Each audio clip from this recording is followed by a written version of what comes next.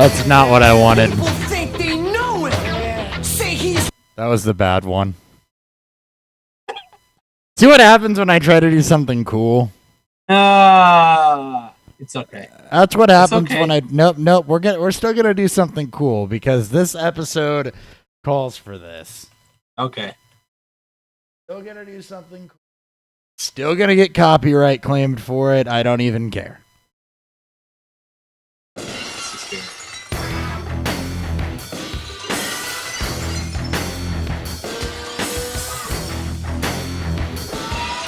I bet you're wondering why I'm playing Stone Cold Steve Austin's theme song.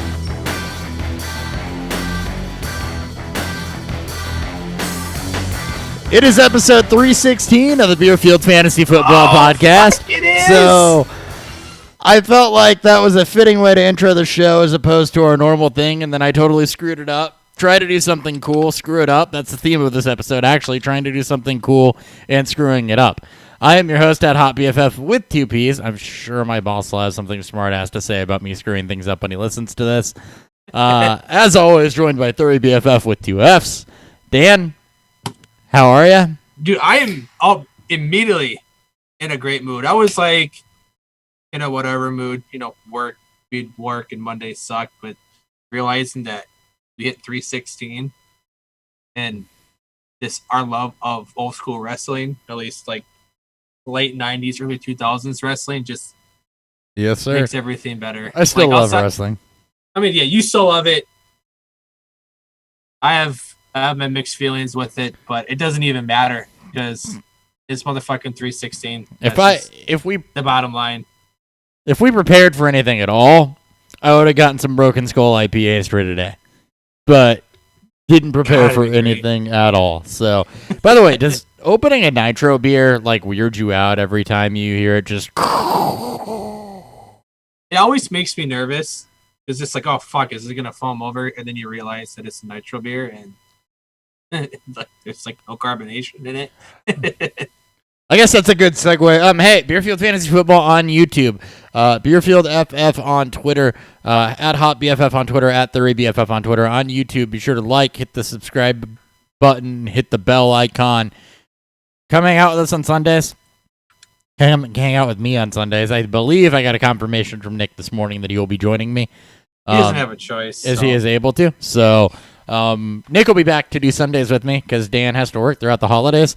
So I'm boring as hell by myself on Sundays. So a little moment of self-awareness there. That being said, I was talking about Nitro beer. Let's go ahead and get straight into the beer preview because we got a show for you today that's going to take a little bit to get through. But not that long because we can't have it take that long. What's fueling Beerfield?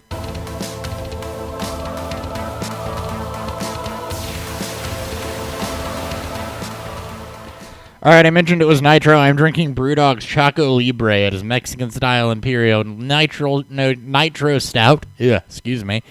Modeled after Mexican hot chocolate. This is becoming a little bit more popular here, it seems, this season. Zucoveza did it a couple years back, but I feel like I've seen more Mexican hot chocolate beers this year than any other year. So, slowly becoming a thing, I think. It should be a thing. You're all amazing. So, this one's Nitro. I have very mixed feelings on Nitro beers because there's like no carbonation to them and they're super creamy. This is one that when I saw Nitro, I felt like could be a good style to fit it. So, we'll let you know about halfway through the episode or shit. So, I am trying to get some notes on it. I am drinking Dovetail's Kolsch Bock-styled ale. Dovetail is a European-based style brewery out of Chicago. Not particularly the style as the beers that I generally go after. It's just not, my cup of the tea. We're all, you and I are both very much like our IPAs, our stouts, our barrel age, programs, and we'll of course dabble in other styles, and we both have our preferences. But generally, lager-ish style beers or Kolsch style beers aren't my flavor. But I had a sample sitting in the fridge. It's probably a good time to actually give this a try. And why not do it for the people? Why not do it for the listeners? do it for the listeners.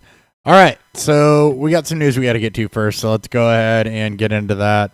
Once again, I don't know what the news is, so we're just going to go. Jamison Crowder is officially playing tonight, so if you're listening before the Monday night kicks off, you're good there. Damian Harris officially playing. That was all expected. Kendrick Bourne on the COVID list. Not worth talking about. Vance McDonald still on the Steelers. Yes, he's backing up. Okay. He's still backing up Ebron. Eric Ebron. Or whatever Let's that's worth. see. Ben Roethlisberger came out of the weekend with 2 knee injuries, so optimistic towards the Bengals. There was nothing major revealed. His feet weren't planted, which probably saved him from some serious problems there. He did leave the game briefly, and Mason Rudolph was in. We saw what type of shit show that offense turns into with Mason Rudolph under center. So, best hope Ben plays even against the Bengals.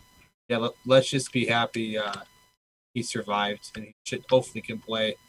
Because even a little bit of Mason Rudolph just literally kills everything. Yeah.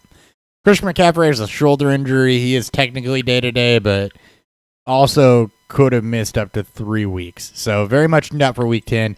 We know Mike Davis is capable in relief duty, but for CMC owners who just got him back, that's a little bit of a crushing blow.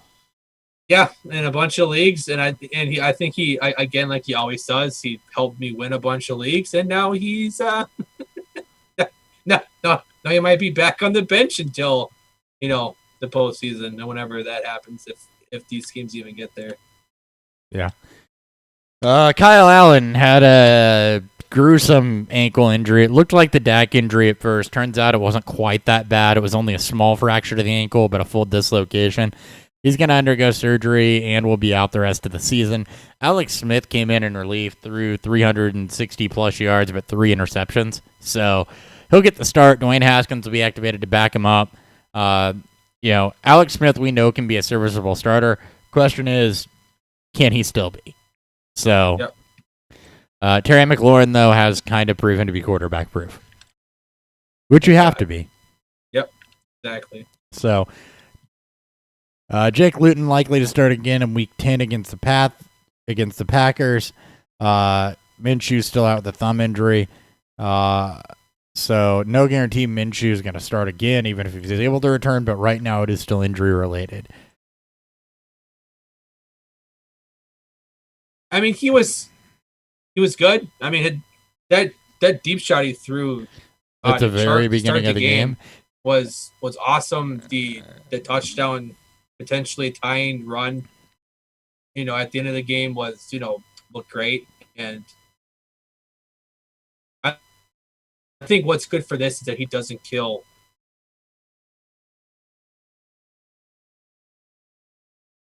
He doesn't kill anybody. Oh, yeah. I mean, it's not as much as we love Minshew here. It's not like Minshew is doing any favors. No, he did open up the deep game a bit more. As wasn't week basis. So hopefully Chark.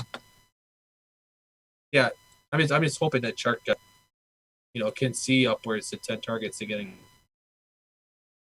Yeah, did open up the deep game for him a little bit, so that should help. Albert torn ACL, and Noah Fant left the game limping at one point. So, yeah. So Troy Fumagalli, I guess, is going to be brought up. Yay. With Noah Fant banged up and Nick Vannett being the other tight end there. An ugly quick there in Denver.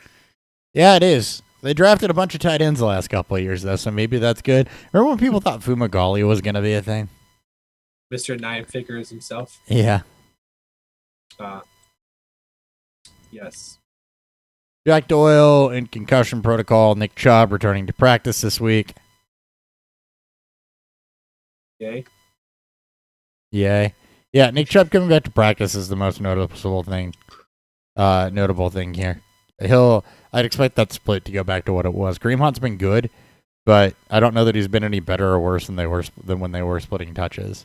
I mean, it's just going to make the offense better. We know that that Mr. Stefanski wants to be a run-first offense, and then that helps with Baker, potentially if he plays this upcoming week.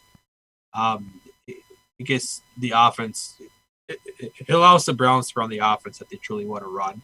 Then they can kind of hit you with the with the two backs sets and let Baker not feel so stressed out when he drops back. Yeah. All right, and I believe that was all that needed to come out of this. I don't recall anything else significant, and I'm not coming across anything else significant from this week. So, kind of a short-sighted look there as far as injuries go. Mm-hmm. So, one other thing: Des Bryant was immediately demoted again. Yeah, so I had a good. Well, he tried. I think I saw he play like one snap, and that was it.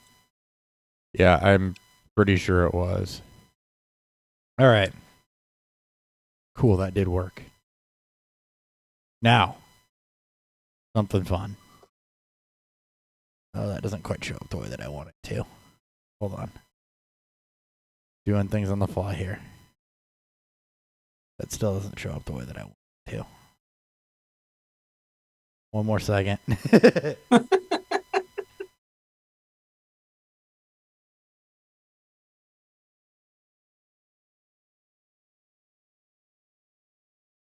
Oh, you slay me.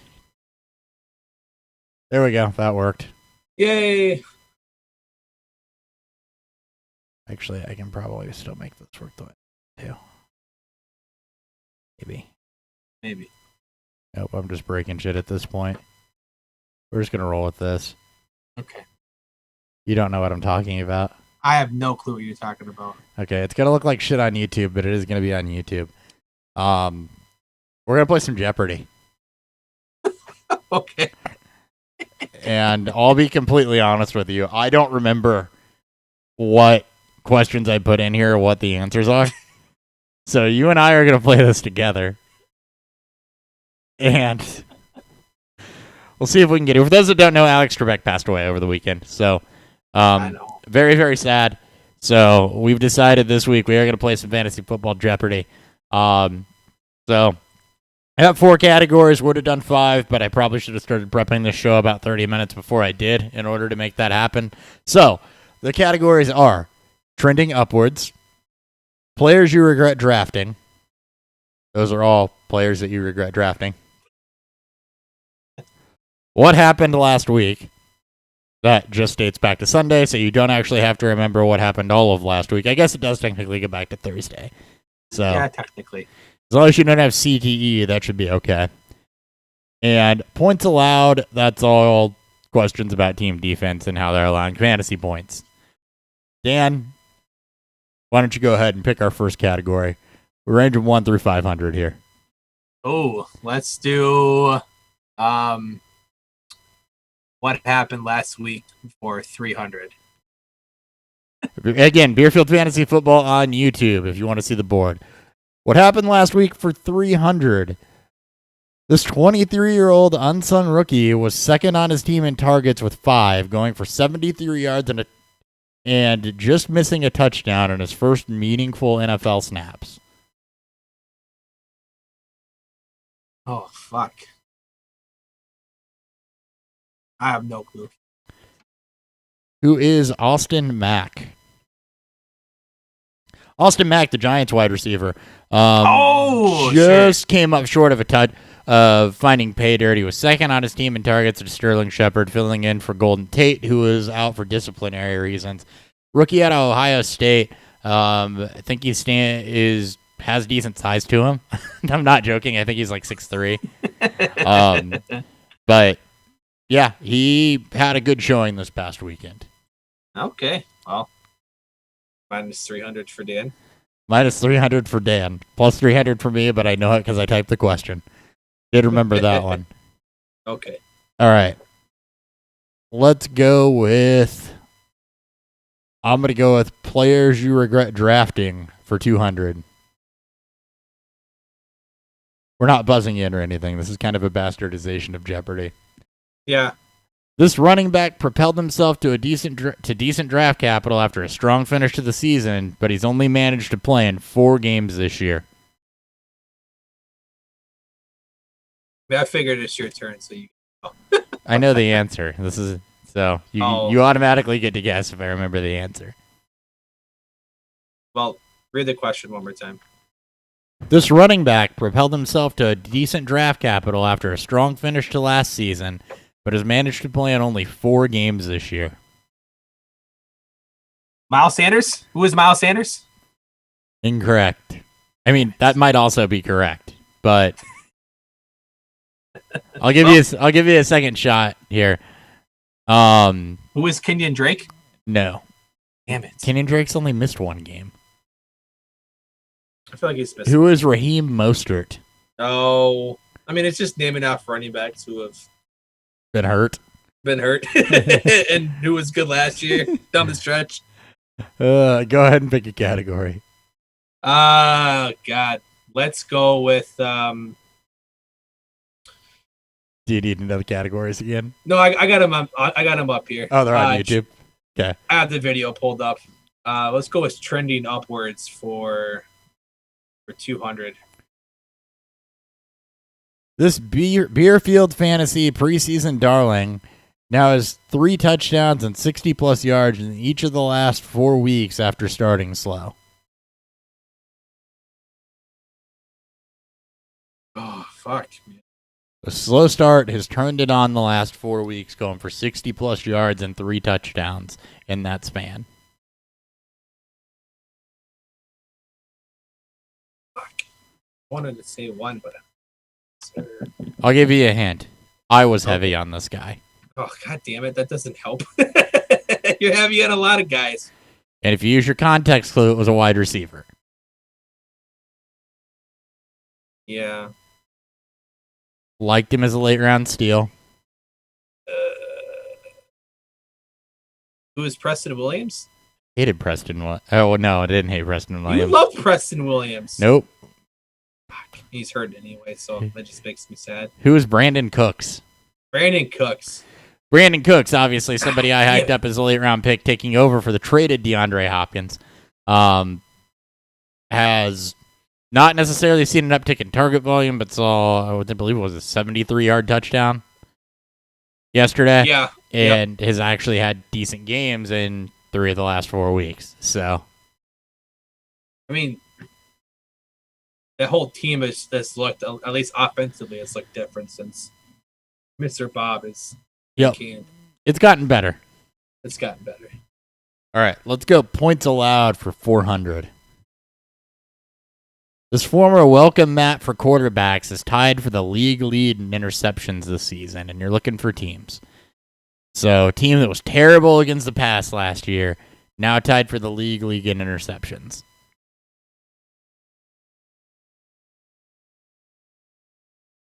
We would see this team every week, and it would be an automatic start everybody in the receiving. That was last year? That was last year. Okay. And this year they're decent in the pass defense. At least as far as takeaways go. Was Miami Dolphins? No, that would have been a good guess, though. No, not quite that many takeaways, although the Dolphins are up there as far as not allowing points to quarterbacks. Who is the Tampa Bay Buccaneers? That would have been my other guess, too. Yep. It was between those two. Indeed. All right. You get to snag one now. We're just going to alternate here. This is just a fun way to give information, really. It's a little easier. Okay, I'm going to get back to screen here. Let's do players you regret drafting for 300. This wide receiver was considered on par with his teammate at draft time, but now they're separated by 21 positions in the rankings. Ooh. Okay. Let's think here. So teammates that were drafted very close to each other. That are struggling. One of them struggling, and the other one is about where you'd expect them to be. Oh God. I'm trying to think of similar. So you have Cup and Woods, but both of them have been decent. Have they? Kind of. I mean, Woods has been more consistently productive. I mean, is it Is it Cooper Cup? It is Cooper Cup. Who is Cooper Cup? Yeah, I know he's had it like one game. I think. Woods is the wide receiver 11. Cup is currently the wide receiver 32. Oof. Right. So reputation and consistency keeps Cup in positive light because he hasn't really been busting, but you haven't gotten the high end performances out of Cooper Cup this season, and he's not a must start right now. I think people are just in love with what McVay and the Rams offense used to be. And I think people need to start warming to the idea that Goff is too inconsistent, and he's a bit like, Baker and Cousins at times where he just completely hurts your playmakers around him. Cup has had 2 games over 100 yards this season, 1 game over 80. Everything else has been under 70. It's also the touchdowns. I know Cup has generally led the receiving corps in touchdowns. Just 2 touchdowns this year. So. Yeah, so, it's what Woods was last year. Woods was highly productive from a yard standpoint. He had 1 touchdown. Right. And Cup got those. So. Yep. All right, I'm going to go trending upwards for 400. This much hated on running back has seen a snap share increase each of the last 3 weeks while also amassing 3 touchdowns in that time span. Snap shares increased the last. I wanted to say Ronald Jones, but that's not right because snap share is decreasing in the last 3 weeks. Yeah, but I hated this guy in the same breath. Oh, man. Neither one of us were huge fans. You were a bigger fan than I was. Okay. Oh, man. It's not Singletary. I don't think he scored 3 touchdowns. You're closer than you think. Who was Daryl Henderson? Nope, closer than you think, meant on the same team. Oh, who is Zach Moss? Yep. Oh, yeah, yeah. Yep. He's Frank Gore, but younger. Key there. Younger Frank Gore. Yep, and the key there is that he hasn't surpassed Singletary yet, but he is cutting into his workload.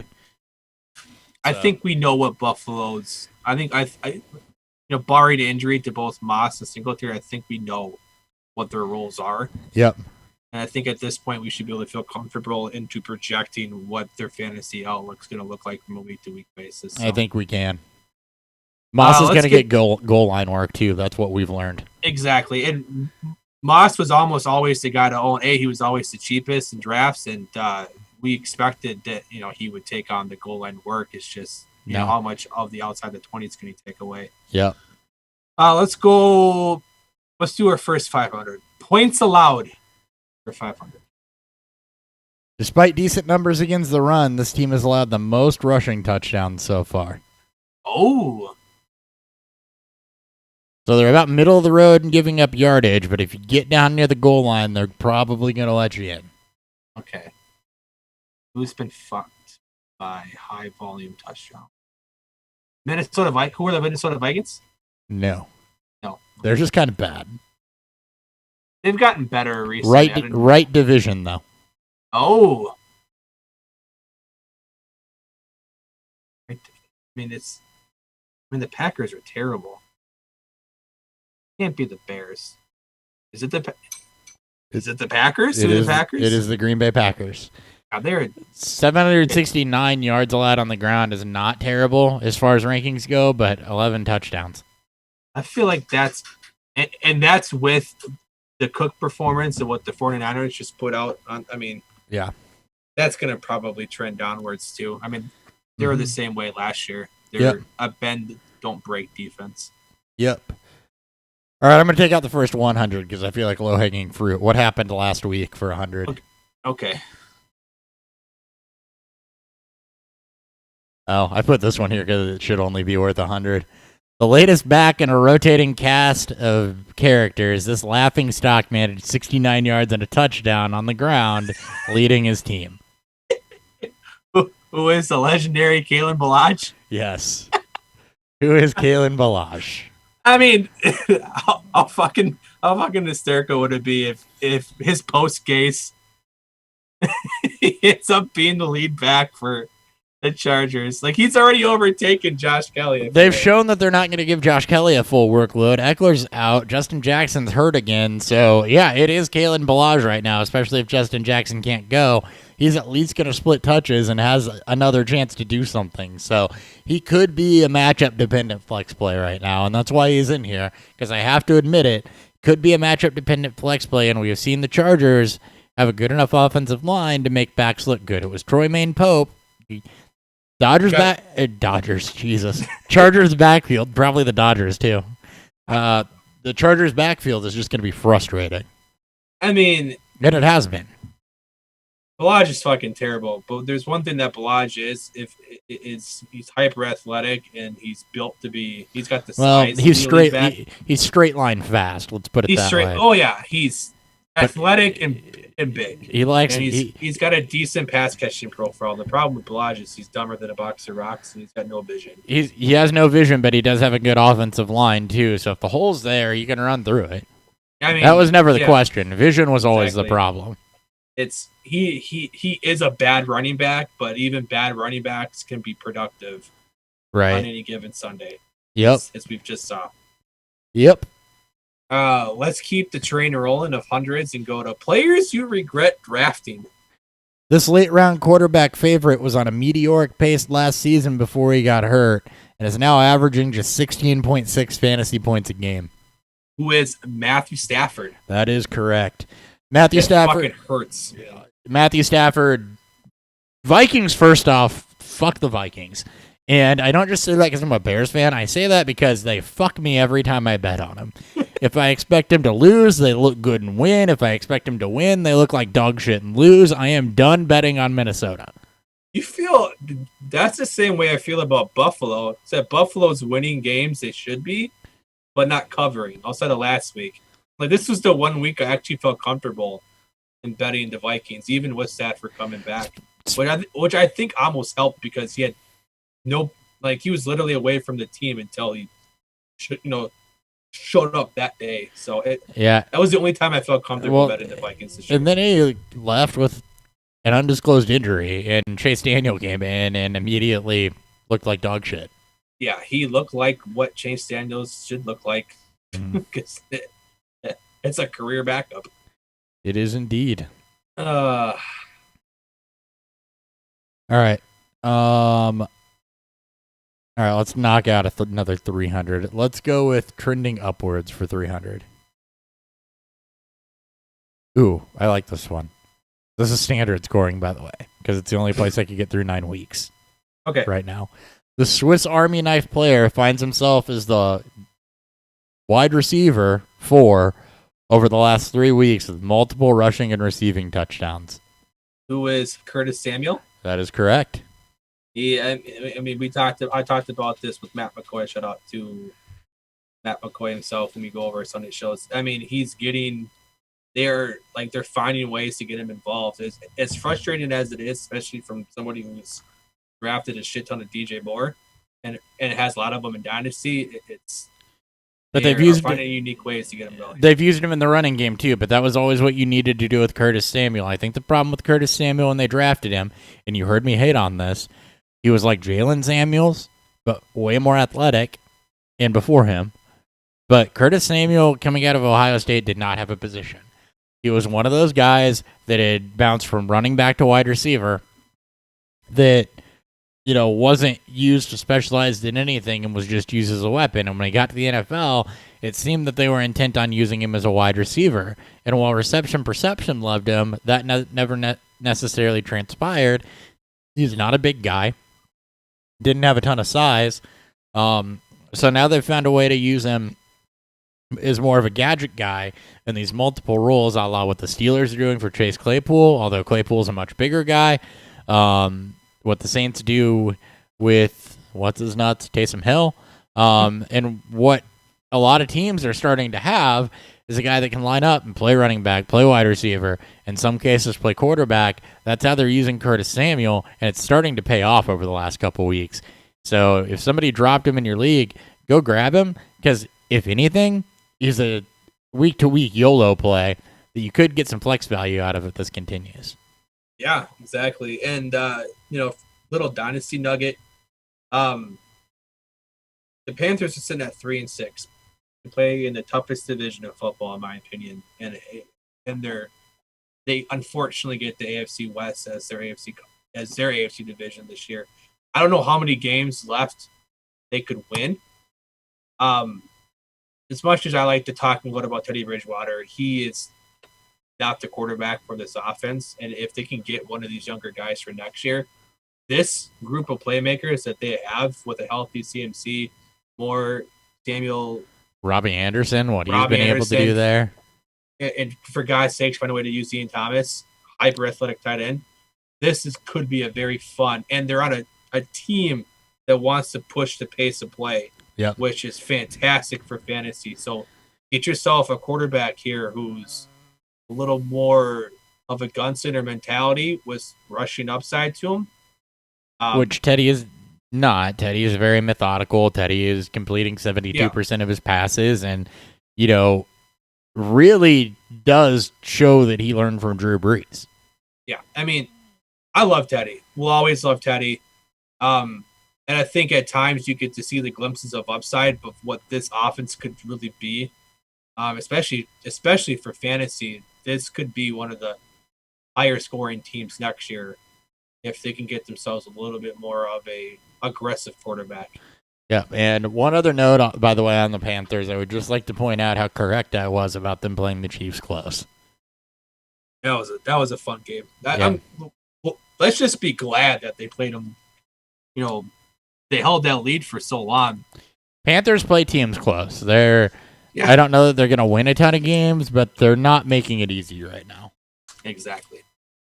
All right, I believe you're up. I just picked it. Okay. Yes, it's on you. All right, let's go with what happened last week for 500.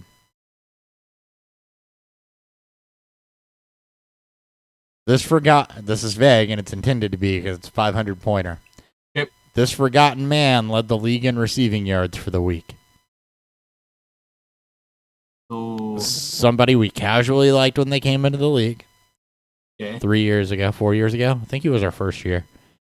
That had completely fallen off of everybody's radar in any way, had not had one good game that I can recall throughout his career. Led the league in receiving yards this week. Trying to...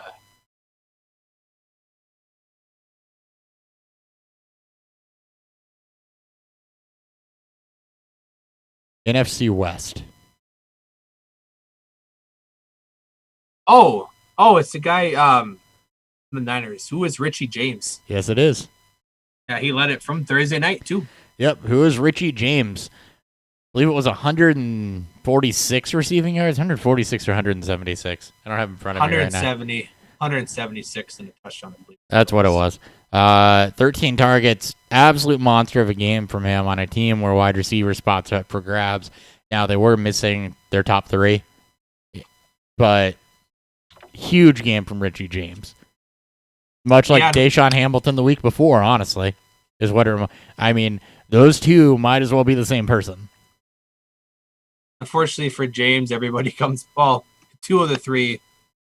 Oh, one of the three. It depends. We'll see if Debo's back. Debo's got to be healthy, too. He was on the COVID list, but he's got to be physically healthy. So, Bourne and Ayuk for sure, I think, are going to be back. It's good that you got to see a 13th. It's still Mullins back there. So just because Ayuk comes back doesn't mean that James is a role. Keep an eye on that, listeners. Maybe don't play him this week in terms of, let's wait and see with some of the receivers back. But if he has high snaps, high routes run, and is targeted, he could end up being that weekly flex play. Yeah, he very well could. Let's go with, we'll do the last 300. We'll complete the last column. So points allowed for 300. This better than expected defense has allowed the most receptions to running backs this season. So as a whole, I think, personally, this defense has been better than we anticipated them being. But receptions to running backs is a weakness. Okay. Better than expected. And in keeping with stuff, I'll give you a hint. It's kind of ironic because when you think about passing to the running back, this is the team that comes to mind. At least for me. So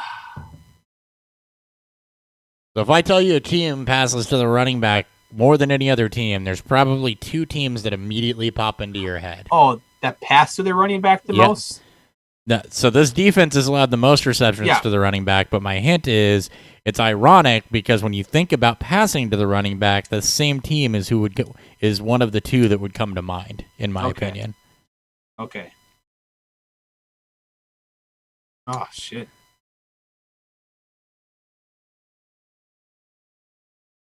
I don't know. The Carolina Panthers. Panther. Okay. So if I say, and maybe the hint was confusing there, but if I tell you to think of a team that passes to the running back more than anybody, at least for me, the two McCaffrey. teams that come to mind are the Saints and the Panthers. Yeah. With McCaffrey and Kamara. So that's the ironic part. I think the Panthers' defense has been better than a lot of people anticipated with the retirement of Luke Kuechly, as in all the pieces that they don't have, to where I don't feel like they've been completely walked on to the level they could have been. I mean, what sucked for them is that they were missing their stud rookie safety, Mm-hmm.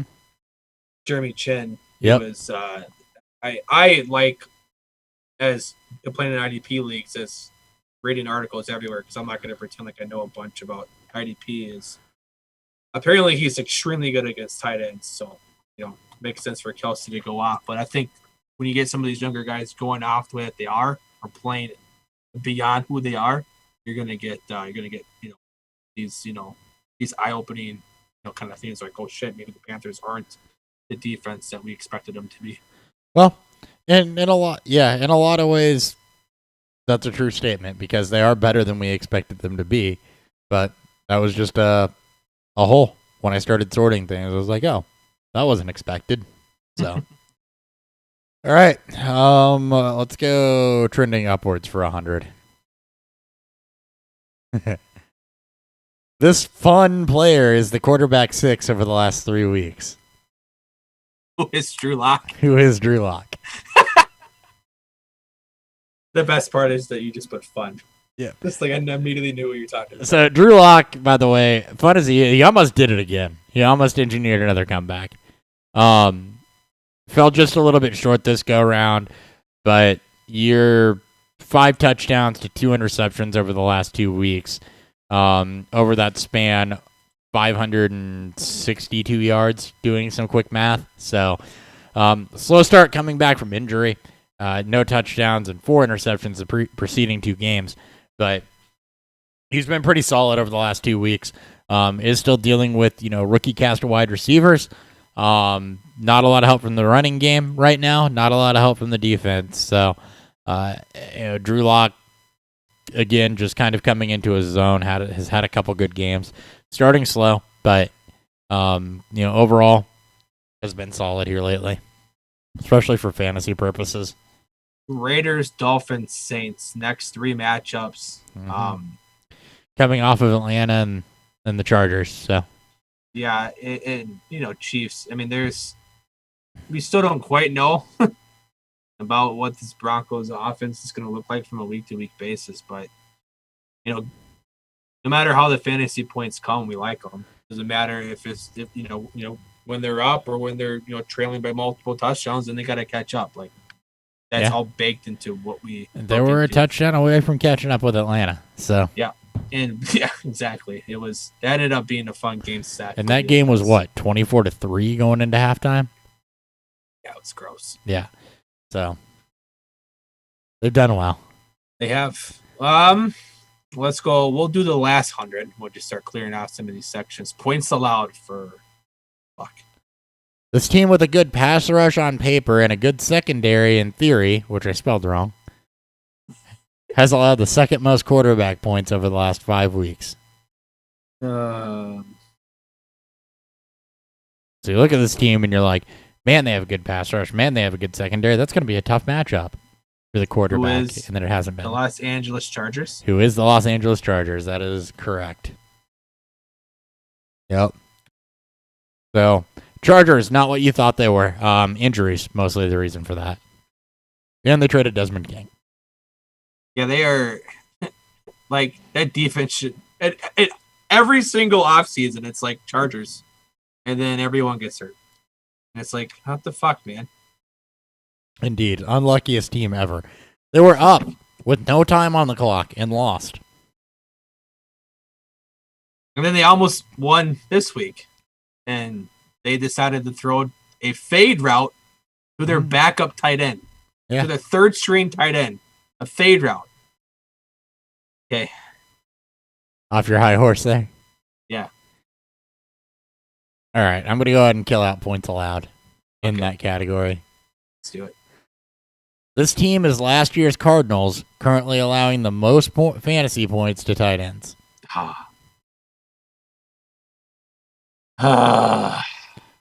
Was not one I would think. I mean, it made sense when I saw it, but just not a team that comes to mind when I think of, man, they're probably really bad against the tight end. Because, that's something I think about frequently. I mean, whether or not you lose sleep, it's on you about it. Dude, I have no clue. Oh, wait, it's not the Cardinals. I put that in wrong, too. I was in a hurry. It's the Bengals. The Bengals. Yep, I had that answer wrong. Last year's Cardinals or this year's Cardinals? Hold on, let me verify that. Yeah, it's the Bengals. The Bengals. I love it. 12.1 fantasy points per game. 10th of a point higher than the Falcons, who are second in that category. But have played one more game. But I played one. So. All right. We'll kill off trending upwards for 500. This wide receiver, who is off to a slow start, has now seen 33 targets over the last 3 games, despite just one of those games leading to a passable fantasy day.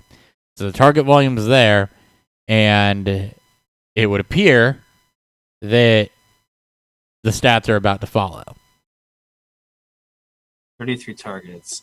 Higher round pick may have been dropped, but likely not. Ooh. Higher, not super high, but higher. Yeah. I mean, if they were potentially droppable, I mean, it takes out a lot of the first round or a lot of the early round picks that have struggled. Who's DJ Chark? Yep. Oh, DJ Chark. I mean, it makes sense. I mean, he was ugly. Yeah. It was ugly for a while. It was ugly. He was not a high enough draft pick. He was a high enough draft pick to where you had to think about it, but he wasn't so high of a draft pick to where you're like, no, I would never do that. But, it was pretty ugly. And then the target volume started coming 3 weeks ago, and then he finally put together a monster game this week. So, could be a sign of things to come, especially at the quarterback change. Yeah, it's I guess let's hope. I mean, we gotta kind of hope for for people out there who have Chark on their rosters. You kind of have to hope that Button can stay in. If we kind of know what we were getting from Minshew this year, as much as we love Minshew this year or love Minshew in general, for fantasy purposes, he's been a bit of a headache for all the receivers on that offense. Yeah, as much as I hate to admit that. Yeah. All right. You picked that, didn't you? Yes. All right, I'm going to go with what happened last week for 200. Go. This rookie wide receiver finally lived up to his potential with a breakout 14 targets and 100-plus yards in Week 9. Who is... I still can't catch a lot of passes because I drop a lot of balls. Jerry Jeudy. That is correct. Jerry Jeudy. 14 targets last week. He was 146, I think. 140-something. Tim Patrick, coming off injury, wasn't it. Tight ends got hurt. Down early. Game script favored it, and he finally lived up to that. So hopefully a sign of things to come for him. Trade him. Trade him. Trade him. In redraft leagues. In redraft, trade him. In Dynasty, don't. Absolutely in Dynasty, don't do you're that. not even at... I don't think you're still at value for him. He's kind of going the Michael Gallup route in terms... Well, he is obviously more hype than what Gallup was, but he's a highly touted receiver that is struggling with drops, and I think just overall confidence. It just one you wouldn't expect either. Like Gallup, you didn't expect that coming out of college either, and you didn't expect that out of Judy, but here we are. Yeah, I mean, it's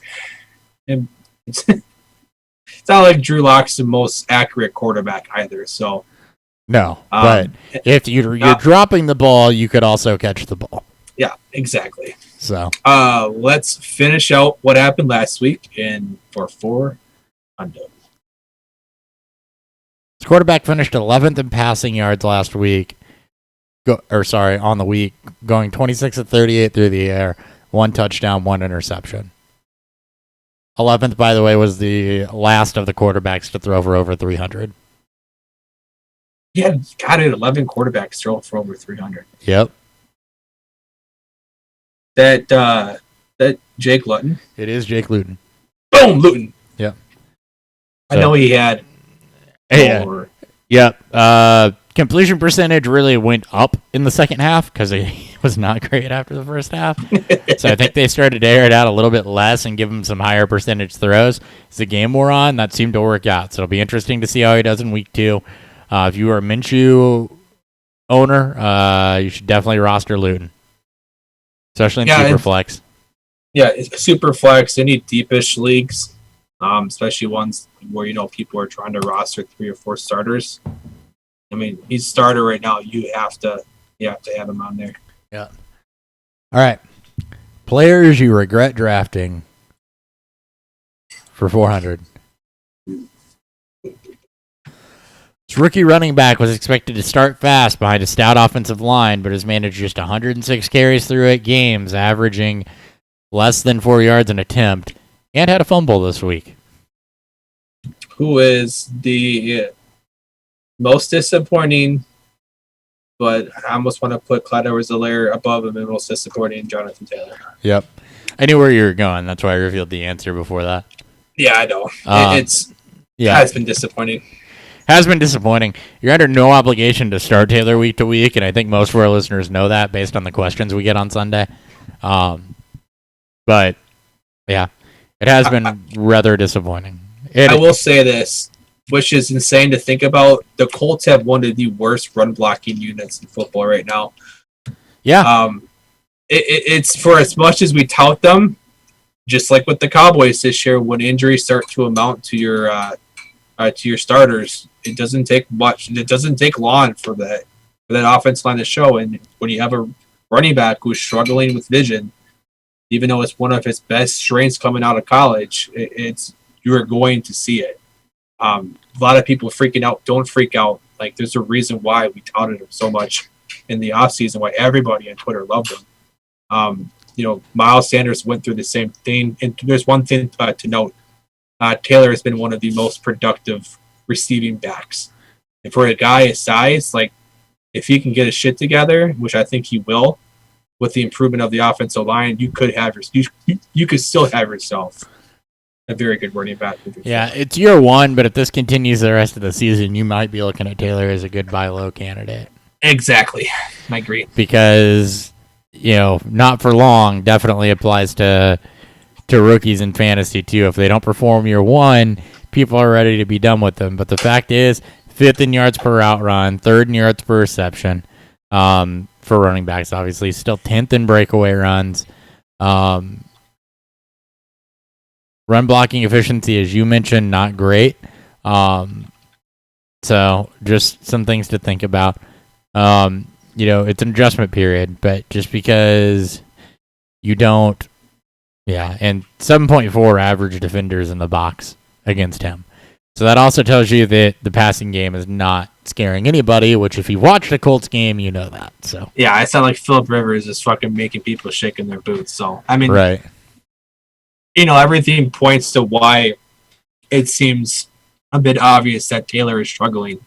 You can kind of see why on his own route, like, he's still struggling, to create his own yards, but it's not like his offensive line or the defense itself is giving him any favors. For sure. All right. We got one left. Spread a career year and catch percentage. This wide receiver is seeing his worst season in yards per game and yards per reception. What? That's just a fun. That's just a fun note. Oh my god. Fuck. I Here you go. Who is Robbie Anderson? Nope. Okay. Robbie Anderson had pretty all. I'd Oh no, wager a guess. yards per game. I'm sorry, I'm looking at yards Yeah. per reception. Like that's where my eyes have caught, not the yards per game. Yeah. No, he'd be killing it in yards per game. Mike I mean, he's got like 3 games with like 2 catches for 2 yards. yeah. Mike Evans. Yeah. Yeah, Mike Evans way down in those categories. And the question was, can Brady still throw the deep ball? Look at Mike Evans. There's your answer. Yeah, he's banged up. I mean, a lot of people were very skeptical on what Evans's value was going to be. This year with, I think Brady has the arm strength. I just don't think that's the type of offense he wants to roll with.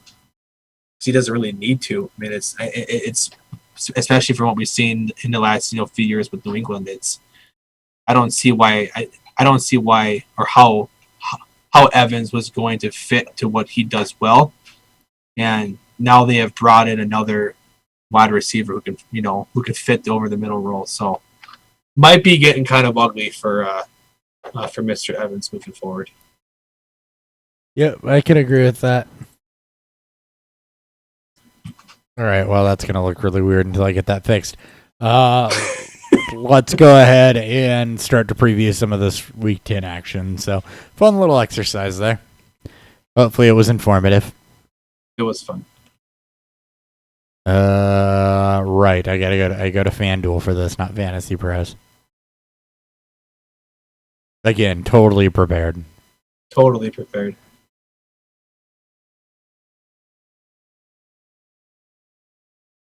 Patriots up 7-3. Yeah, I had FanDuel had a fun little super boost on Damian Harris scoring the first touchdown of the game. I got a bit excited when they got down to the 5, but in Cam Newton fashion, he stole the touchdown. Of course he did. Mm-hmm. Jacoby Myers, though, 2 for 42. Not bad. I'll take that. We will definitely take that. All right. Starting off Thursday nighter. Colts are at the Titans. Titans favored by -1.5 in this one. 48.5 over under here. I mean, I kind of liked it. The spread makes me like the Titans. Maybe it's a better money line play because not like -130 is terrible. I think the Colts are a bit fraudulent, even with Darius Leonard coming back and Rivers not being as bad as we thought he was, but he's still not great. I don't like this spread or the game total, but I do like Tennessee money line. Yeah, I like the Tennessee money line as well at -130 and a 1.5 favorites. I think that this is a game that Derrick Henry can wear down the defense. Colts linebackers not fantastic despite the defense being one of the top fantasy options. I think that this is a game where the wide receivers can take over. I think it's a neutral game script for Tennessee, and a neutral game script for Tennessee tend to like Tennessee. The Colts are winning ugly when they do win. So, and for fantasy purposes, there's not a whole lot there for me to like. For Tennessee, normal cast of characters. Corey Davis has had himself Goose egg last week. last week. Kind of liked him. 2 weeks beforehand, though, he was solid. So, you can flex that in if you need it. A.J. Brown has just absolutely been taking over. So, you're good with A.J. Brown, Jonnu Smith, Derrick Henry. Again, it's your normal cast of characters there. For the Colts, I guess you can go back to Jonathan Taylor. He is still getting the majority of the workload, but I don't want anything else there. Yeah, it's one of those. I mean, depending on where you probably took him in your drafts, and just given the slew of injuries to running backs, whether it be due to actual injuries or COVID, like it's been a struggle fuck, but it's not like Tennessee's the worst defense against, or is the best defense against running backs. They're slightly below average against them. So I'm not saying you're playing JT with confidence, but he's still getting the work. As long as he doesn't fumble, I guess we'll see what it looks like. I mean, him getting benched last week after his fumble doesn't look great, but he still catch passes when I don't know. It's hard to be positive on JT right now. It is very hard to be positive on JT right now. All right, moving on. I'm still trying to get this Zoom shit to go back to right because I screwed something up. No. All right, moving on. Anyway, Texans Browns. Browns favored by 3 points. Texans plus 152 in this one. Over under is 53.5. Texans defense has been very, very bad. The offense has been able to keep up. Over in this one could definitely hit. Texans money line at plus 152 against a Cleveland team that. Do you think Cleveland can hang with them and beat them? If Chubb's back and Mayfield's playing, yes.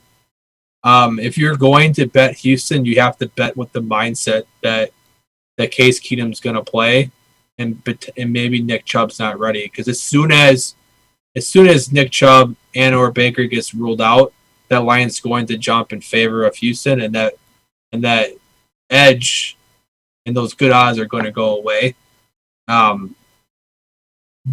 This would be the one where I think a lot hinges on important players in terms of what could switch between the spread and the money line.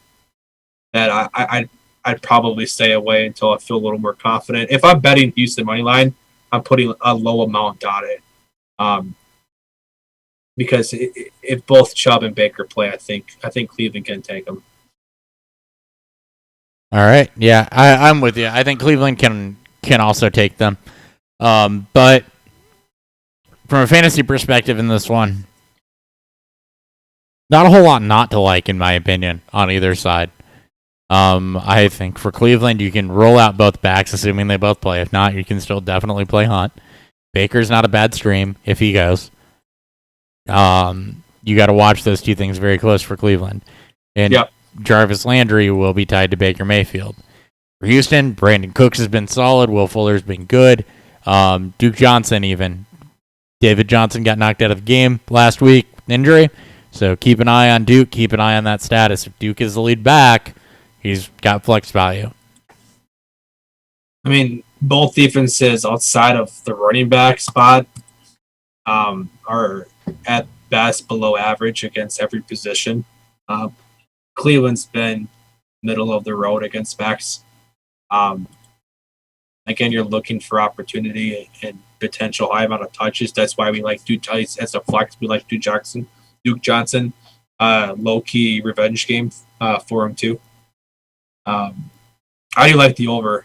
I think 53.5 is a high amount. And then, if Baker and Chubb can't go, then you may want to lean away.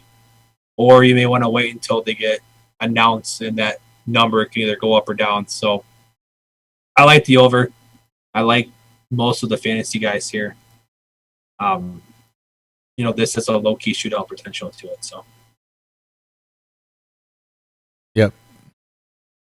All right, I'm going to quit screwing with that. Whatever, it is what it is. Eagles, Giants. Giants plus 146 money line. Eagles favored in this, negative 3.5.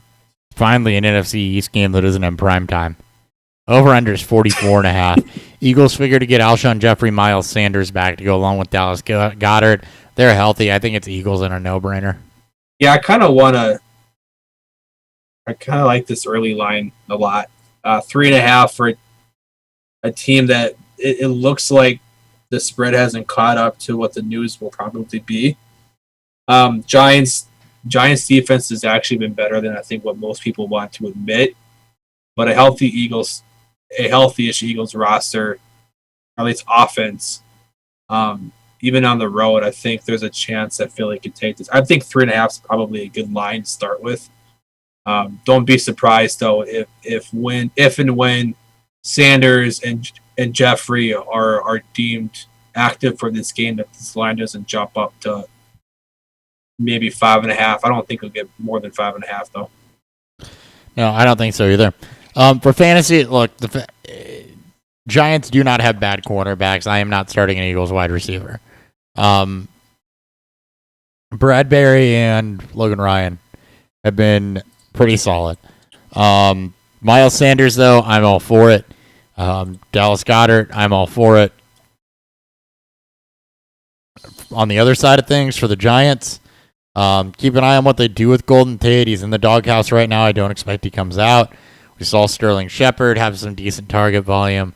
But, I don't expect the Giants passing game to have a whole lot going. Not really a whole lot I love on the Giants offense. No. Wayne Gallman somehow has been productive Mm-hmm. over the last couple of weeks. Philly with a strong run defense, though. And Alfred Morris has become a thing again. So, yeah. Yep. Not a lot to like there. Maybe Slayton. If you believe that the Giants may play down a lot in this game, you may see a little more passing. And Slayton's got big play potential to his credit, even with, and then certainly Shepard if they continue to play him out of the slot. Yeah, that's what it's become, though, is, a decent amount of big play potential. Over 5 targets just once in the last 4 games. Just 56 yards on those. He's got 1 touchdown, really, since the big performance in week 1. So, just 2 games over 100 yards this year. Yeah, not a lot to like there. Yeah, it has been good against Philly in the past, but he seems to have been, at least overtaken by Sterling Shepard, which is anticipated. But, Austin Mack had a better game than he did last year. So, waivers, Austin Mack, if you're desperate. Bucks Panthers. Bucks favored by 6 in this one. Over-under is 50.5. I do think they can hit that. The Panthers, like I said, have been playing their opponents close. I would probably just go ahead and, for slightly worse odds, make this a touchdown game. But the Panthers have been playing their opponents close. Yeah. This feels like a Tampa Bay bounce back game. If Carolina, they were better with Mike Davis. Was healthy and playing when CMC was hurt.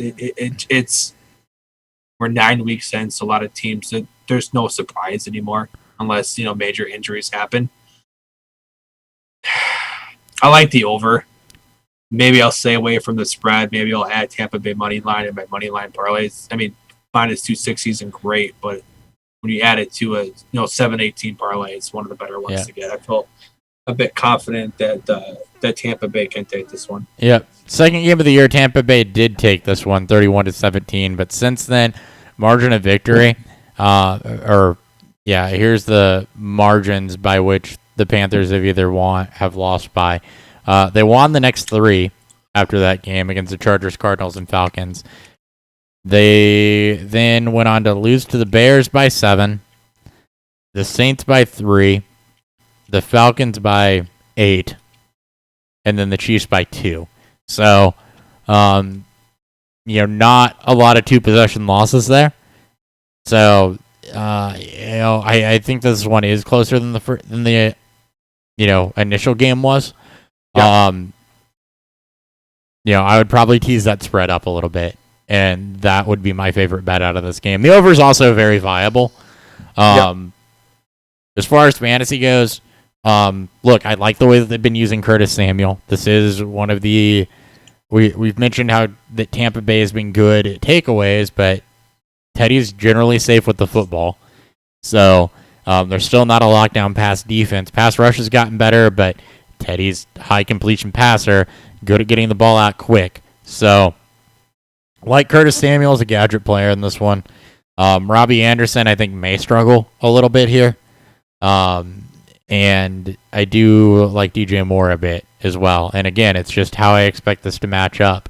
When you look at the way that this went down last go-around, DJ Moore was the guy, 120 yards. Robbie Anderson didn't struggle at all, though. He's still at 109 yards.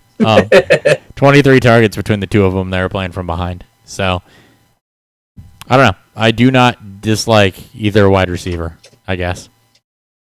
Basically, it's any viable fantasy option with a pulse has at least a flex grade this week. And if we expect this game to be a shootout, which I think we both do. Yep. I do expect this game to be high scoring. So yeah, any fantasy wide receiver with the pulse this week then? That would include Robbie Anderson, Curtis Samuel, Mike Davis, fantasy viable this week. McCaffrey's expected to miss. DJ Moore, Teddy Bridgewater. Once again, good stream. As far as the Bucs, a little more interesting there, especially after the complete shit show that we just saw. Now, I do, yeah.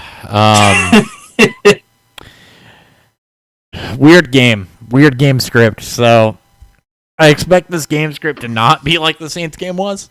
Honestly, like you mentioned, should be a bounce back game for Brady. I'm okay starting him. Godwin will continue to get healthy. You're fine there. Mike Evans has to be in timeout right now. Yeah, he does. Which means he's about to go off. Yeah, probably. And as far as the backs go, I mean, you gotta assume it's probably Fournette is the workload for Ronald Jones has fallen off, but that's not any better than a deep running back 2 play. Yeah, I still like Brady for this week. I think both running backs have flex value to them. It's a bit of an easier matchup for Ronald Jones in this running game. Fournette's taken over largely because of also game script. And before you fall into the same trap I just did, Fournette was 12 for 103 and 2 touchdowns when they played earlier this year. Yeah. Wasn't Jones also good against them though? Let me go find the box score. Or was that the game where Fournette had that was the game I think Jones struggled and Fournette had the long breakaway run. Yeah, 4 for 26 for Ronald Jones. So not a lot of volume going his way. Yeah. Fournette's just he's... Sorry, 7 for 23 and a touchdown for Ronald Jones. I was looking at Curtis Samuel's line. Okay. Needle's still moving up for Fournette in terms of snaps. Yeah. That's where you have to look at. I think Jones is more of a low-end flex play. And Fournette, I think, as you said, it's an RB2. Receivers I'm still not playing Antonio Brown. No. Clear as day that him and Brady are not on the same page at all. Nope. And it may get better, but it may take a few weeks for them to get there. Mike which Evans, in general just hurts everybody. Godwin was out last time these two teams played. Evans had a big day, but I don't know if that's a matchup they try to exploit again or not.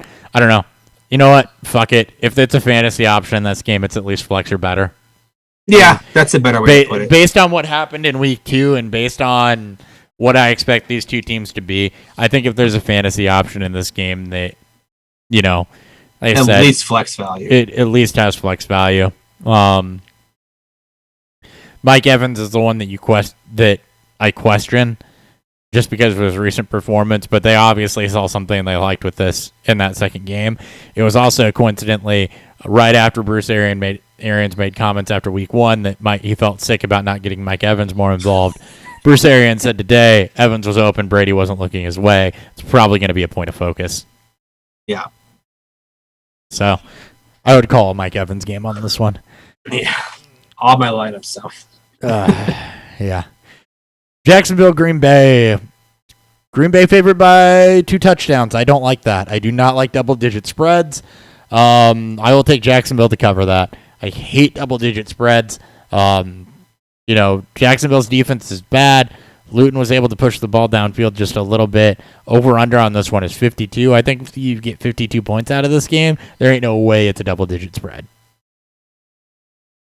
I actually like Green Bay at home with the spread.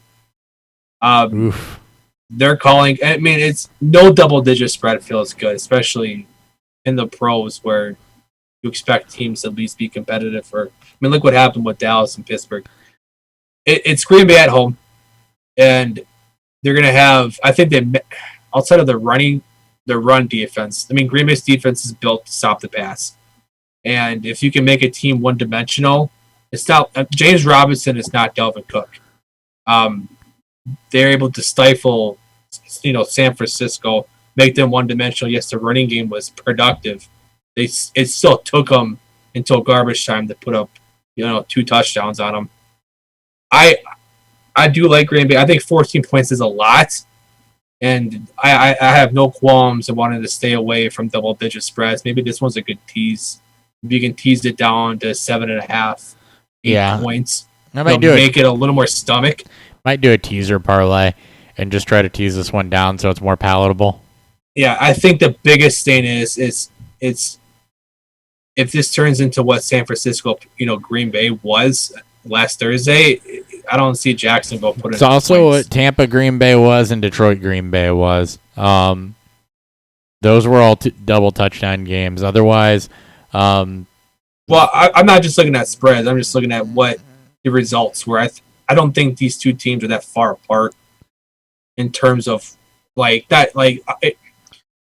The coaching aside, I think for what the team wants to do, it's this rookie quarterback making his first road start. There is now some game film on him. I don't see the same type of passing performance against his first road start. I hope the fans don't rattle him. Yeah, right. I mean, that's the point we're making at this point. I know, right? I know. So, I mean, I say that tongue in cheek. Obviously, you worry about a quarterback on the road when there are fans. There aren't fans. It's also Lambeau Field outdoors. It's not in a dome where it's warm. Or Jacksonville where it's warm. Or Jacksonville. That is true, warm. Although it is unseasonably warm in the Midwest right now. Right? No shit. So I don't even like the over-under at 52. I think this game goes No, under. I think it's under. I think it all hinges on what Jacksonville does. Yep. As far as fantasy options, that being said, I do expect Jacksonville to lose this game, as the negative 950 favorite for the Packers is. So DJ Chark, I expect to get volume. That's what we saw last week. We saw the more the ball deep to him. I expect that to happen this week completely. James Robinson, I think he'll be viable because we mentioned the Packers' run defense is just average at best. Does have an opportunity for a touchdown. I'm not looking at Jake Luton to spread the ball around. I do think he's a fine flex play at quarterback. If you need it, you may not need it. Like Teddy a little bit more as a flex play. For the Packers, it's Devontae Adams. Jamal Williams was just activated. I expect game script favors him. And Tunyon is just a week in, week out start. I expect Aaron Jones to be. Jones. Oh yeah, Jones came back too. Full goal. I don't. Yeah. Yeah. Sorry. For me, yeah. So I only scratch Jamal Williams. Replace that with Aaron Jones. I only like James Jamal Robinson. Williams. I only like James Robinson this week. I do expect Jair Alexander to be on. DJ Chark and Green Bay's pass rush could make it, fits for Jacksonville. But the run defense is terrible, and Robinson is the one key to slowing down this Green Bay's offense by trying to keep Jacksonville's offense on the field. So yeah. I like Robinson, and then obviously your three main guys for Green Bay and Rodgers, Adams, and now Jones. Maybe Lazard gets activated this week. I don't want to chase MVS points, and I don't really want to chase Funyun of Tunyon's points either. So just give me the three main guys. He's a tight end. Are you really chasing Tunyon points? That's true. A tight end? You need 8 to be a tight end 1. Just saying. Yeah, I know. Kickers put up more points than tight ends. If he gets 5 receptions, he's probably a back and tight end 1. If he scores a touchdown, he's top 3. Yeah, no, that's how it works. Yep, exactly. Bills Cardinals over under is 55.5. Holy shit! It just feels under. It feels under because of how high that is. If that were about 2 to 3 points lower, I'd be all over it. God, 52.5. I'd be like, I like it. 55.5. Man, a lot has to go. That's what. I don't know that the Cardinals hold up their end of the bargain on that one. Bills are dogs, too. 6 touchdowns between... No, that's 6. That feels... 9 touchdowns? No, yeah. No. Yeah. 8 touchdowns between there you go. Oh, my God. Math is hard. 8 touchdowns is a lot to cover. Especially when both defenses aren't as bad as I think what the statistics look. Well, and especially when Arizona's offense has found ways to... I don't want to say underperform, but not hold up their end in these shootouts because they're not... How do I put this? It's not that they're not scoring, but they're not scoring obscene amounts. Yeah.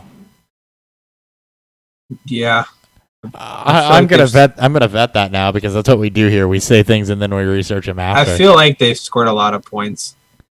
Yeah, Oh. they've scored over 30 points or 30 or more since week 5. 30, It's their 30 or more since week 5 against the Jets, the Cowboys, the Seahawks, and then the Dolphins. So, yeah, Buffalo has given up. They've been all over the board. I know Buffalo's been all over the place. The thing is, though, Maybe this does go over. maybe it does. Maybe it does. Josh Allen had a huge game.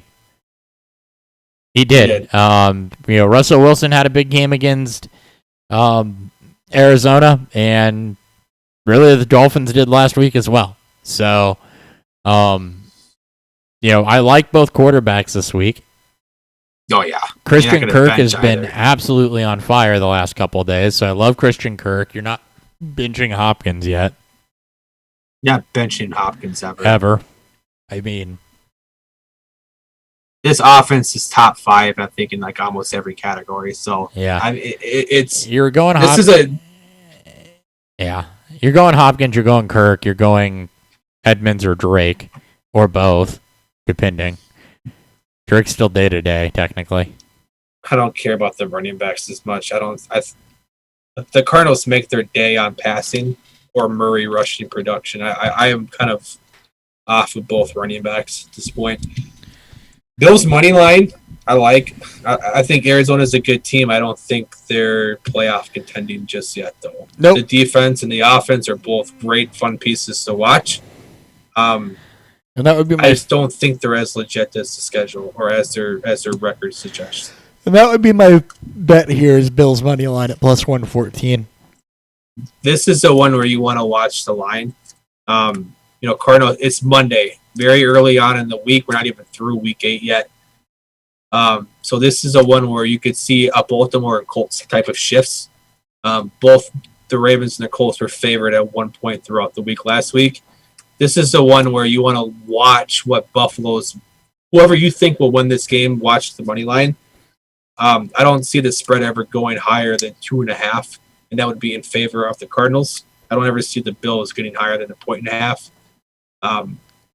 So right now, if you like the Bills, this might be the best chance you get at their money line bet. I don't even know if the Cardinals move up at all. This might shift to more, Buffalo getting the favor. Yep.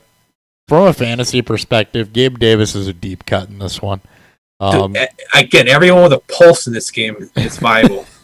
Like seriously, like outside of maybe the running backs, from a passing standpoint, I still think the running backs are viable in their own right. Just they're all flex level. options.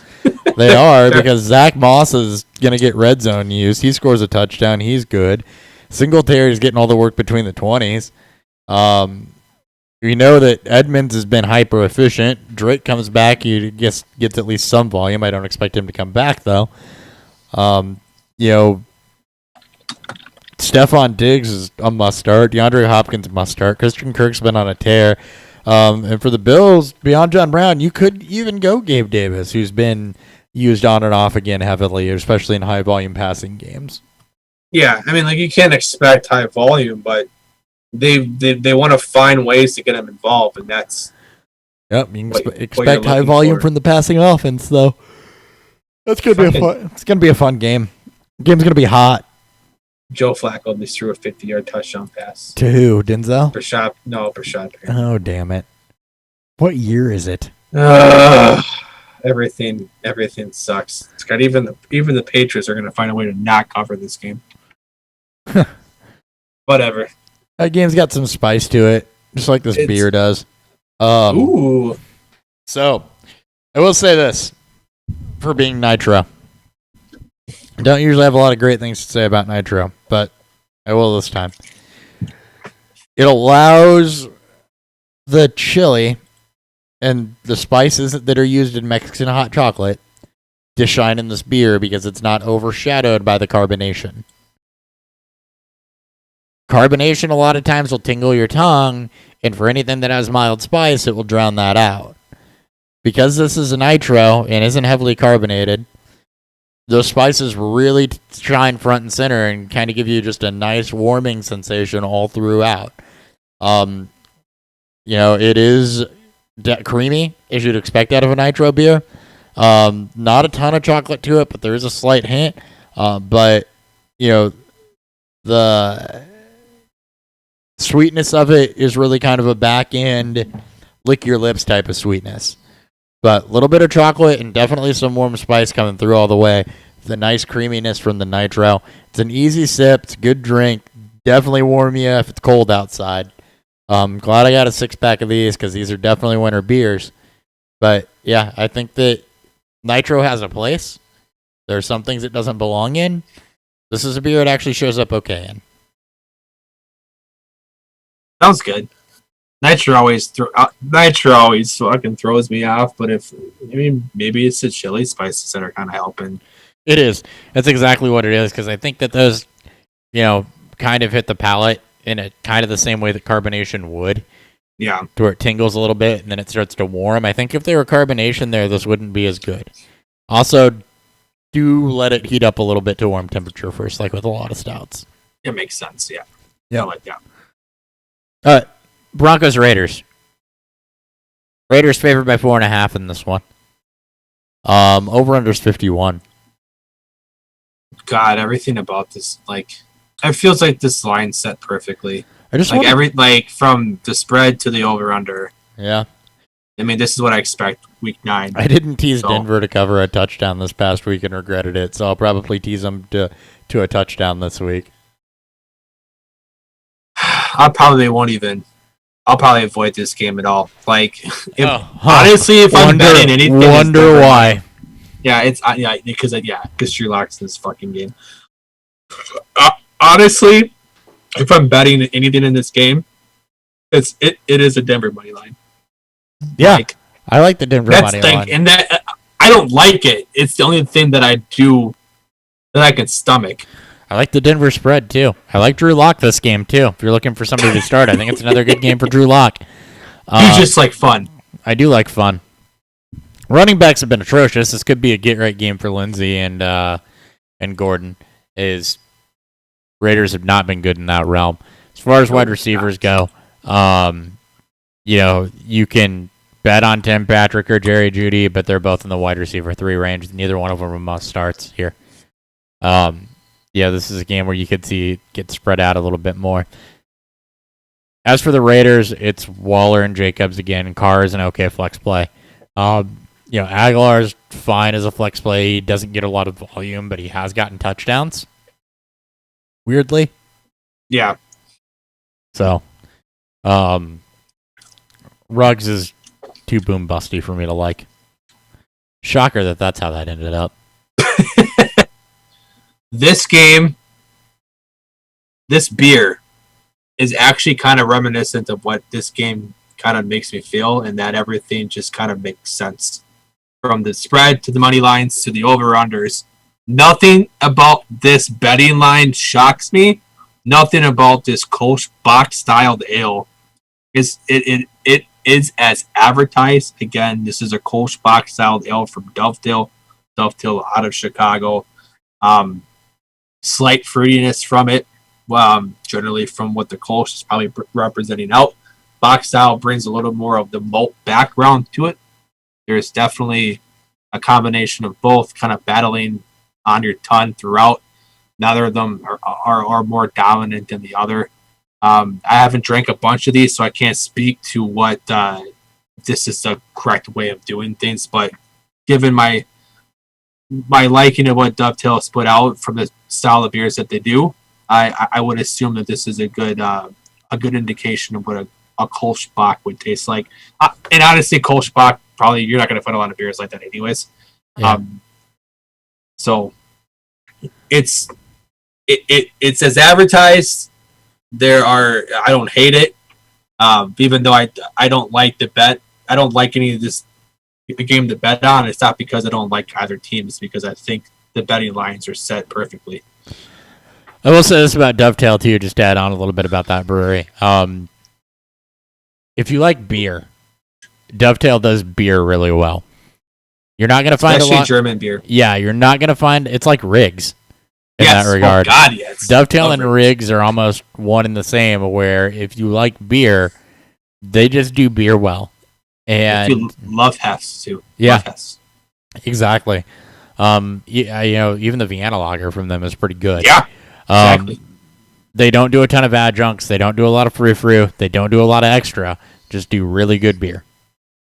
A lot of German styles, and their sour portions of them are really good. Mm-hmm. I got to see if I can ever get a chance to try any of their pale ales or IPAs. But again, if you like, the beer that tastes like beer, or you really respect the German style of beer, if you're ever in the Chicago area, I would highly recommend giving Dovetail a try.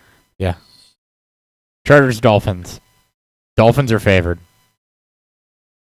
This is another game that's just going to be fun. Dolphins have looked really good. Dolphins really good. have looked really good. Herbert's looked really good. It's just going to be fun. I don't know that I want to bet this game. Chargers money line plus 120. I think that these two teams are so evenly matched. If I'm betting anything, it might be the over. I mean, it seems a bit light, doesn't it? 48.5. Both defenses again are better than what we've probably seen. From the stat category. Chargers have been consistently putting up 30 plus though, and so have the Dolphins the last couple weeks. I mean, Miami is a very opportunistic. Brian Flores should win, as Nick would say. He should win Coach of the Year. Like, I don't think it's even close. Honestly, I know, the Steelers are 8-0, and that's great now. But from what Miami has become to what people expected them this year, they are this year's, I think, 49ers. And, Tua's 2-0 since he's taken over as starter. And while he wasn't asked to do a lot against the Rams, he was asked to do a lot against the Cardinals. And I think this battle could be a fun battle to look on in futures. It's going to be one of my Herbert. favorite games to pay attention to. Yeah, this would be the one. If I have no rooting interest in either team, but I am very much interested in both teams. Like I like what both teams have been doing with their roster. Yeah. I think the over is probably my favorite bet here because it feels light given how both of these teams have been going. Yeah, I can definitely see. I mean, I can definitely respect the 40.5. Both defenses, when they're on, they can definitely suffocate an offense. But I just feel like with these young quarterbacks and then the amount of energy put into both of these offenses now since the teams have taken over, since these quarterbacks have taken over, this screams like this should be like, I guess, 50.5. I think this is a good 50.5 game instead of 40.5. I think getting those 2 extra points is crucial. Yep, I'm with you. For the Chargers, the running backs are going to be frustrating. I don't know what to tell you there. Yeah, watch Justin Jackson. Kalen Ballage has flex value if Jackson can't go. Revenge game. Yeah, Miami. Kalen Ballage revenge game. Jesus, he's not been. Miami has not been bad against the run. As far as the receiving games go, Keenan Allen, obviously. You could even look at Mike Williams. Has Mike Williams been quietly stringing some games together? I mean, the offense is putting up points. He has to be involved. He has. He's quietly put together back-to-back good games in 3 of the last 4. So, yeah, Mike Williams, you can get on board with that. For Miami. Gaskin's going to be out again. And you got to watch Breida because, I don't know that you can do a whole lot with the running game there for Miami. Just avoid it, in my opinion. Yeah, both these running games are kind of avoids, aren't they? Yeah. I mean, I feel a little more comfortable with the Chargers, but that's not really saying much. No, it's not because you can put Josh Kelly out there, but they're going up. Like I said, the run defense for Miami has not been bad. As far as the receiving game goes, we saw Tua spread it out a little bit. Devontae Parker and Preston Williams almost split pretty even. Williams got the touchdown. Parker had more targets. You can throw up both of them as flex. Why? Because as we just mentioned, the Chargers' pass defense has not been as good as you think. And Tua's an okay flex play this week. Put him behind Teddy and ahead of Luton. Yeah. Watch watch who the number 2 receiver is for Miami.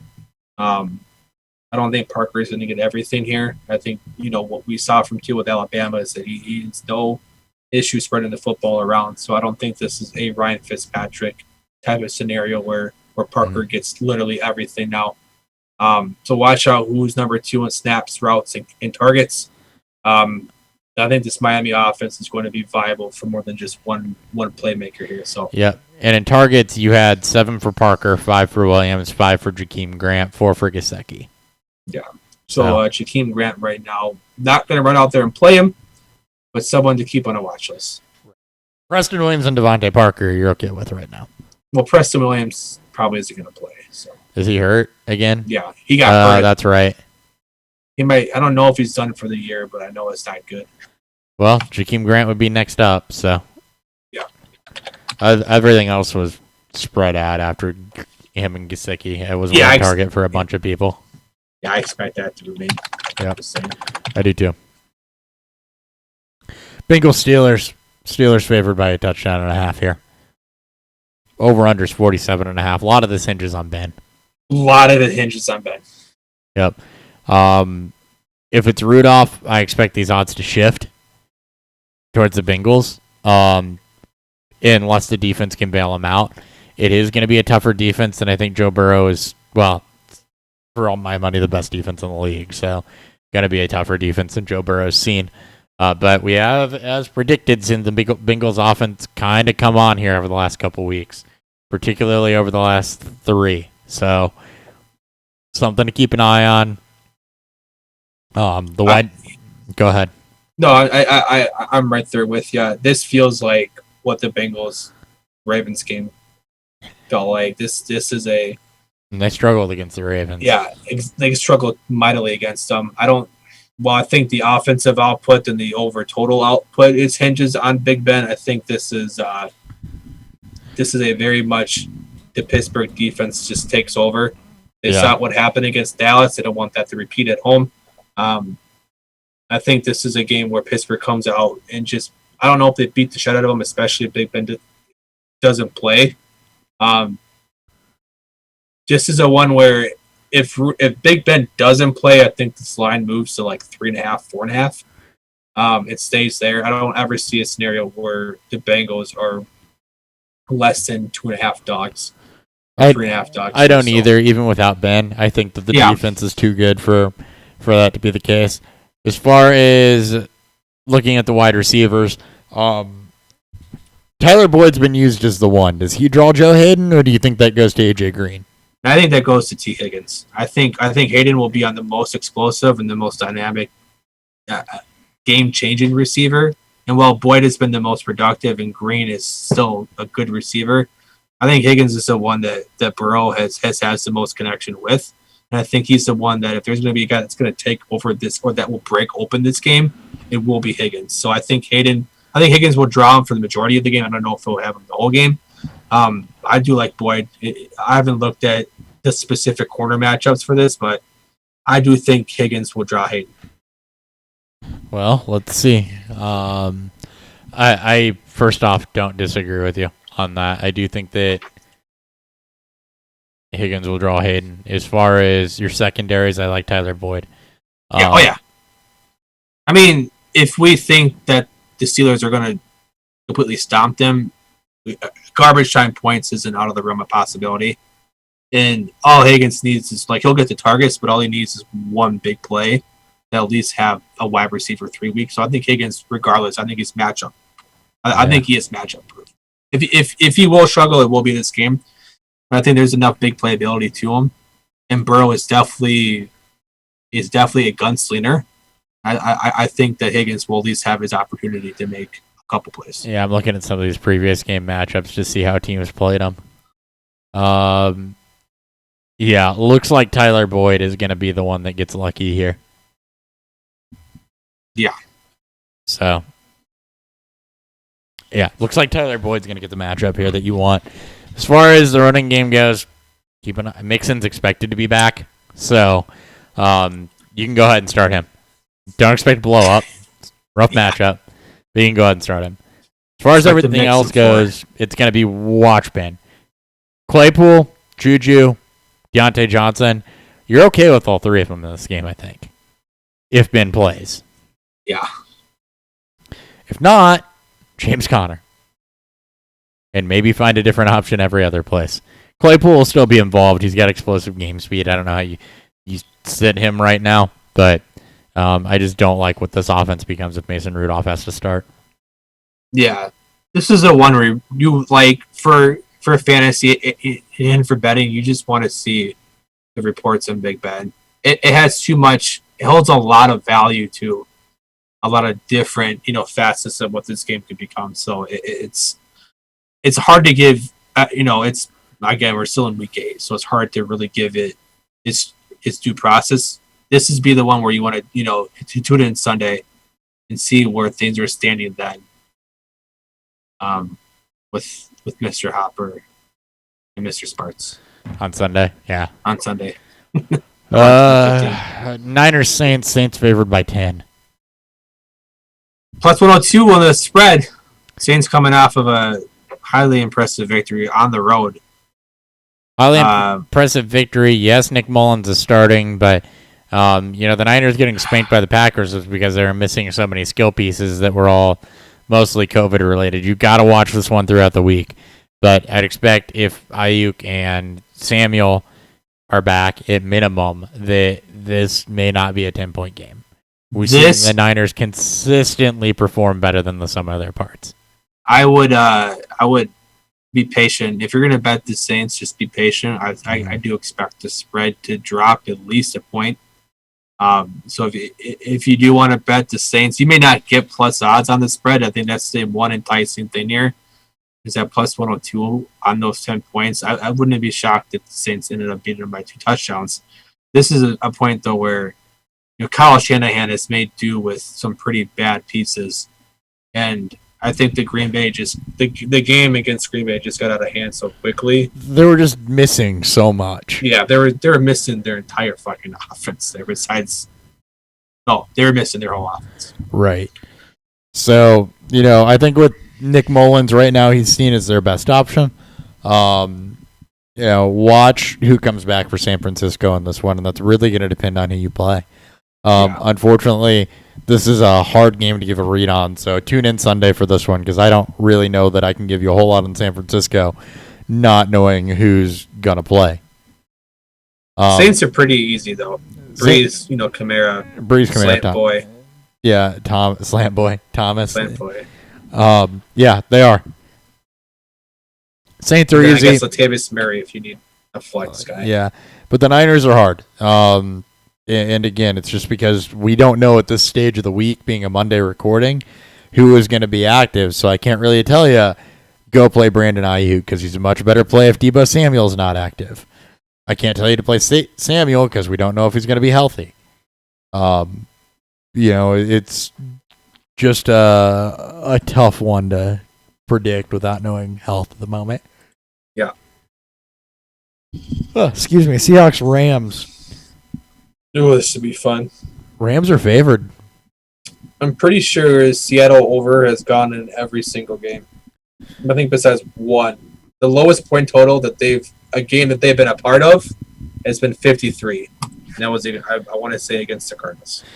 Yeah, not against the Cardinals, sorry. Yeah, 55.5 in this one against the Rams. Again, this is a game where I'm not convinced the Rams hold up their end.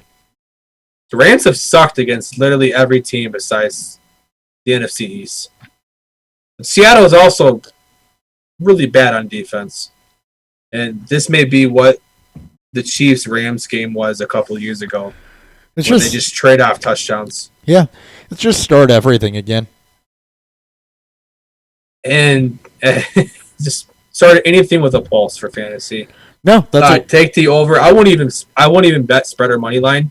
Because this game is me is a true toss-up. I like the Seahawks plus 106 here. I mean, if you're gonna bet anything, that's what you bet. You're betting the money line. Like if you think the Rams will obviously win, then you take the spread. But this game is a true toss-up. Yeah, I think. Sense. And I obviously think Seattle's got this. Okay. Just because I think the Rams underperform so much on offense that if there's a defense that can help any offense, regardless of how good they are, get right though, it is Seattle. Yep. Like this could be a game where Cooper Kupp goes for like 300. Oh yeah, and you're 100% starting Cooper Kupp and Robert Woods and Darrell Henderson and Jared Anything Goff with a pulse. and Tyler Higbee and DK Metcalf and Tyler Lockett and DJ Fucking Dallas David Moore. or Chris Carson and David Moore and Russell Wilson. Anything with a pulse goes in this game. Period. Yeah. Vikings Bears. A lot of things with a pulse you don't want to play in this game.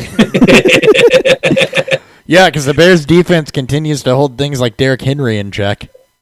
Oh man. But the fact offense, the Bears are not favored at home is just astounding to me. the offense doesn't do enough to be favored, though. Dude, the Vikings are fucking terrible at Soldier Field. I don't care how good they've looked the last 2 weeks. Chicago plus 2.5 plus money. Well, if there's a defense Even- that can make the Bears' offense look good, It's not. They're not playing Seattle. it's the Vikings. They're a close second there. No, yeah, yeah. This game, I don't care about the point total. That hinges too much on Chicago's offense. Nick Foles, it's been good against Minnesota. The Bears put the off in offense. Yeah, the offense. Bears money line. Dalvin Cook. I'm not betting the Vikings. No, fuck No. anything involving the Vikings. I'm not betting any game that involves the Vikings. I know the Vikings are what the Bills are to me. That's what the Vikings are to you. Yep. So Bears money line. I'm shocked that the Vikings are 2.5 favorites. I would be completely shocked if they win this game. Oh, I would be too. So I can't tell who you're talking about. I won't though. be. Yeah.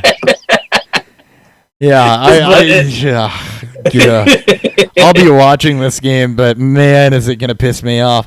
As far as fantasy goes, Allen Dalvin Cook. Robinson and Dalvin Cook. I think that's it.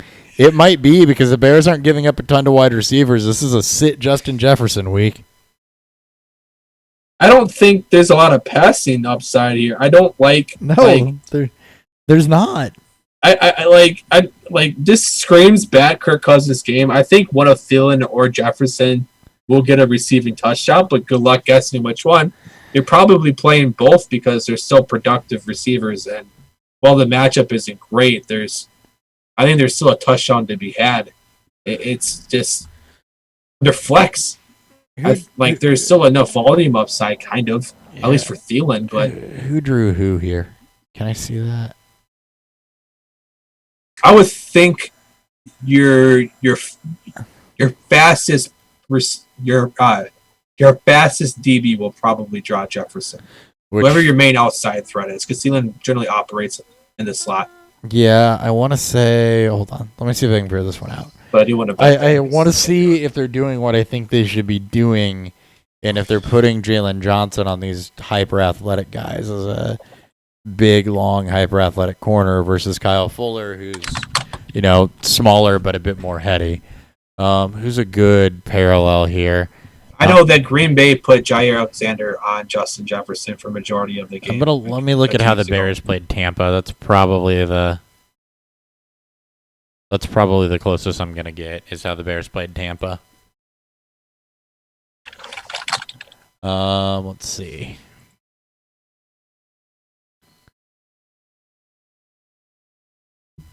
Yep, that's exactly what they did.